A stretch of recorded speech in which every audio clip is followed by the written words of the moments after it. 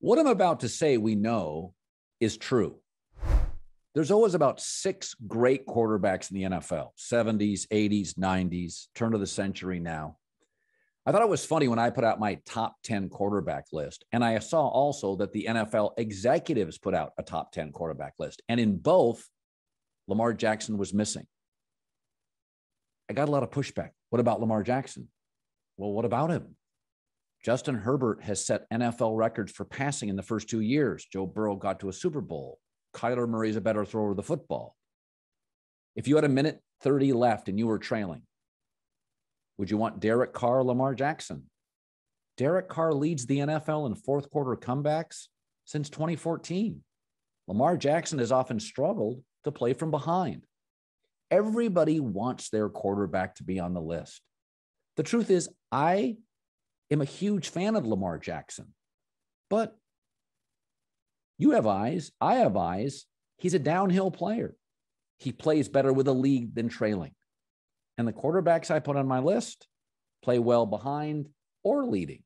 But it's funny about it. We all know it's true. There's about 6 great quarterbacks in the league.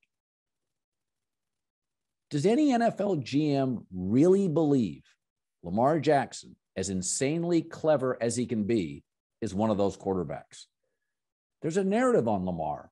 He's not as good in the postseason as he is in the regular season, and he plays better with a lead than he does from behind. And in the NFL, unlike college, even if you're on a good team, you often play from behind.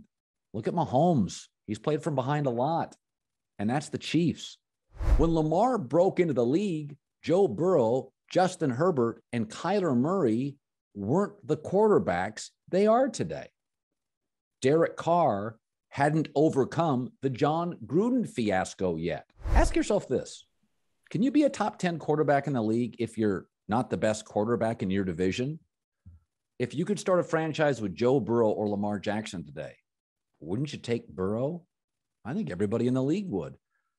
If you could start your team off-field issues aside with Deshaun or Lamar Jackson, I think half of you would take Deshaun Watson. How can you be a top 10 quarterback in the league when you're arguably the 3rd best quarterback in your division? I like Lamar Jackson, but I'm always bewildered by people that are upset when he doesn't make a top 10 list. I don't care about MVPs. That's not how you make a top 10 list. Let's be honest. Quarterback over the last 3 years in the NFL has gotten better.